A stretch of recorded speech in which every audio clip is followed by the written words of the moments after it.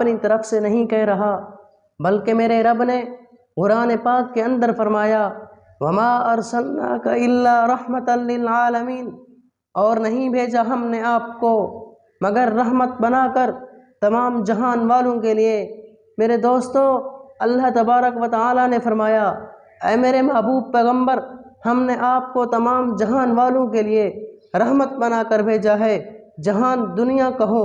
رحمت تو ہے، جہان برزخ کہو رحمت تو ہے، جہان مردوں کہو رحمت تو ہے، جہان عورتوں کہو رحمت تو ہے، جہان انسانوں کہو رحمت تو ہے، جہان حیوانوں کہو رحمت تو ہے، جہان محنت کشوں کہو رحمت تو ہے، جہان بے سہارا لوگوں کہو رحمت تو ہے، جہان مشکلات والوں کہو رحمت تو ہے۔ پہلے یہ سمجھ لیں رحمت کہتے کسے ہیں۔ رحمت دنیا کے اندر جو چیز بھی بری ہے ان چیز کے مقابلے میں جو چیز بھی اچھی ہے اسے رحمت کہتے ہیں۔ آپ علیہ السلام کے آنے سے پہلے دنیا کے اندر کوئی قانون نہیں تھا، کوئی ضابطہ نہیں تھا۔ عرب کے اندر چھوٹی چھوٹی بچیاں ہی پیدا ہوتے ہی ان کو زندہ درگور کیا جاتا تھا۔ بڑی لڑکیوں کو کیسر و کسریٰ کے بازاروں میں کھڑا کر کے بری نظر سے دیکھا جاتا تھا، شوکیسوں میں کھڑا کر کے بری نظر سے دیکھا جاتا تھا۔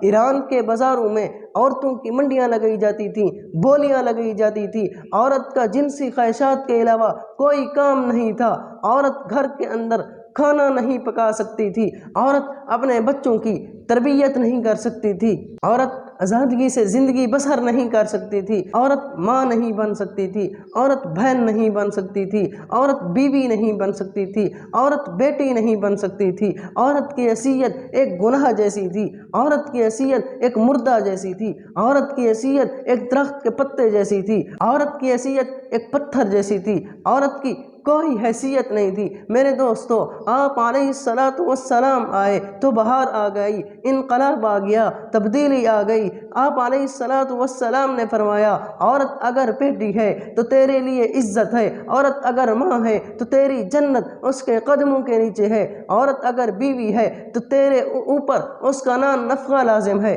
تیرے اوپر اس کا خرچہ لازم ہے، عورت اگر بہن ہے تو تیرے لیے عزت ہے۔ آپ علیہ السلام نے فرمایا جو شخص بھی کسی عورت کی طرف بری نظر سے دیکھے گا، بری نگاہ سے دیکھے گا، قیامت کے دن اللہ تبارک و تعالی اس کی آنکھوں میں سیسا پگھلا کر ڈالیں گے۔ اس لیے عورت اس لائق ہی نہیں ہے کہ اس کو بری نگاہ سے دیکھا جائے۔ ایک آدمی آپ علیہ السلام کی دربار میں حاضر ہوا اور آ کر عرض کی اے اللہ کے نبی، مجھ سے بہت بڑا گناہ ہو گیا ہے۔ اللہ کے نبی نے پوچھا کیا تو نے جھوٹ بولا ہے؟ اس نے کہا نہیں، جھوٹ سے بھی بڑا گناہ ہوا ہے۔ اللہ کے نبی نے پوچھا کیا تو نے زنا کیا ہے؟ اس نے کہا زنا سے بھی بڑا گناہ۔ اللہ تعالیٰ کے نبی نے پوچھا کیا تو نے شراب پی لی ہے؟ اس نے کہا شراب سے بھی بڑا گناہ۔ آپ علیہ السلام نے پوچھا جھوٹ سے بھی بڑا گناہ، زنا سے بھی بڑا گناہ، شراب پینے سے بھی بڑا گناہ، وہ ایسا کون سا گناہ ہے جو تو نے کر لیا ہے؟ وہ آدمی کہتا ہے اے اللہ کے نبی، میں ابو جہل کا پیروکار تھا، میرے گھر کے اندر 14 سال کے بعد بچی پیدا ہوئی، میری بیوی نے مجھ سے کہا ہم اپنی بیٹی کو زندہ دفن نہیں کریں گے، ہم ابو جہل کے قانون کو توڑیں گے۔ میں نے کہا ٹھیک ہے۔ وہ کہتا ہے میں نے اپنی بیٹی کو زندہ دفن نہیں کیا، میری بیٹی تھوڑی بڑی ہو گئی، چلنے پھرنے لگی، بولنے لگی، وہ مجھے بہت پیاری لگتی تھی، میرے سینے سے چمٹ جاتی تھی۔ جب میں گھر کے اندر آتا تھا اس کو دیکھتا تھا تو میری تھکاوٹ دور ہو جاتی تھی، میرے غم ٹل جاتے تھے، میرے غم ختم ہو جاتے تھے۔ وہ آدمی کہتا ہے میں ایک مرتبہ راستے پہ جا رہا تھا، مجھے ابو جہل نے پکڑ لیا، اس نے کہا میں نے سنا ہے تیرے گھر کے اندر لڑکی پیدا ہوئی ہے، تو نے اس کو زندہ دفن نہیں کیا، اس کو زندہ دفن کر دے ورنہ میں اپنے جلاد کو بھیجوں گا، وہ تیری بیٹی کو قتل کر دے گا۔ چند سال کے بعد تیری بیٹی بڑی ہو جائے گی،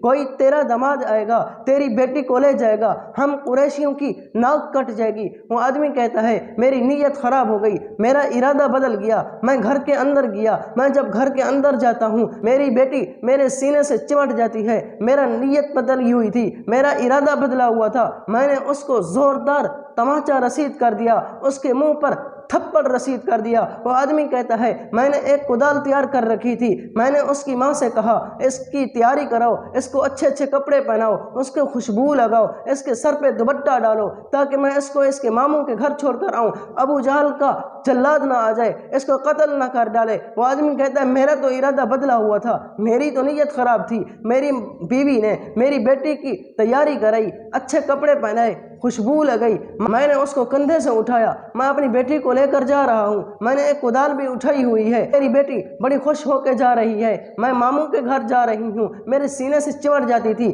میں ایک پہاڑ کے دامن میں جا پہنچا، میں جب ایک پہاڑ کے دامن میں جا پہنچا میری بیٹی نے کہا ابا جی یہ تو ماموں کا گھر نہیں ہے، یہاں کوئی ماموں کے گھر کا راستہ نہیں ہے، آپ مجھے کہاں لے آئے ہو؟ میں نے اپنی بیٹی کو کھڑا کر دیا، میں نے گھڑا کھودنا شروع کر دیا، میری بیٹی بہت فرما بردار تھی، میرے ساتھ مدد کراتی رہی، میرے ساتھ اپنا ہاتھ بٹاتی رہی، میں گھڑا کھودتا رہا، میں نے اپنی بیٹی کو جب زور سے اٹھایا قبر کے اندر گھڑے کے اندر ڈالنے لگا، بیٹی میری کی چیخ نکل گئی، اس نے کہا اے ابا جی تو مجھے اسی غرض کے لیے لے آیا تھا، اگر اسی وجہ سے لے آنا تھا تو مجھے پہلے بتا دیتا، میں اپنی امی کو آخری سلام پیش کر کے آ جاتی، مجھے چھوڑ دے، مجھے کچھ نہ کہے، میں تیرے گھر نہیں آؤں گی، میں یہیں ساری زندگی جنگلات کے اندر گزاروں گی، میں نے تیری کوئی نافرمانی تو نہیں کی، میں نے کوئی تیری بے ادبی تو نہیں کی، میرا جرم تو نہیں ہے، میرا کوئی قصور نہیں ہے، مجھے چھوڑ دے۔ وہ آدمی کہتا ہے مجھے ترس نہ آیا، آپ علیہ السلام یہ بات سن رہے ہیں،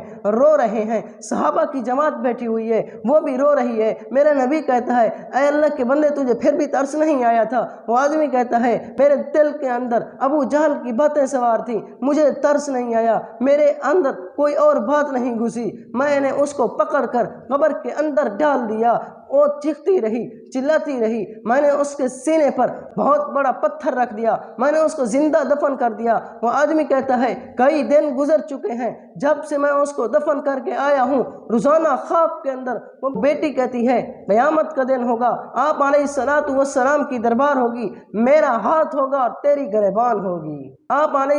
السلام نے وہ واقعہ سن کر اعلان کر دیا اے لوگوں جو شخص بھی دو بیٹیوں کی اچھی طرح پرورش کر کے اسلامی طریقے کے مطابق شادی کر دے گا اس کی جنت کا ذمہ وار میں خود ہوں۔ آپ علیہ السلام عورتوں کے لیے بھی رحمت ہے، بچیوں کے لیے بھی رحمت ہے، جانوروں کے لیے بھی رحمت ہے، محنت کشوں کے لیے بھی رحمت ہے۔ کچھ لوگ آپ علیہ السلام سے مصافحہ کرنے آئے، آپ علیہ السلام سلام کر رہے ہیں، ایک آدمی آتا ہے، آپ علیہ السلام اس کے ہاتھوں کو پکڑ لیتے ہیں۔ میرے محبوب نے پوچھا اے سعد انصاری تیرے ہاتھوں میں کیا ہے؟ وہ سعد انصاری کہتا ہے اے اللہ کے نبی میں مزدور ہوں، پتھر توڑتا ہوں، محنت کرتا ہوں، میرے ہاتھوں پر نشانات ہیں۔ آپ علیہ السلام نے اس کے ہاتھوں کو چوم لیا، آپ علیہ السلام نے فرمایا لوگوں سب سے اچھی مزدوری مزدور کی ہے، اس سے بہتر کسی اور کی مزدوری نہیں ہے۔ میرا نبی جانوروں کے لیے بھی رحمت ہے۔ ایک اونٹ نے آپ علیہ السلام کے دروازے پر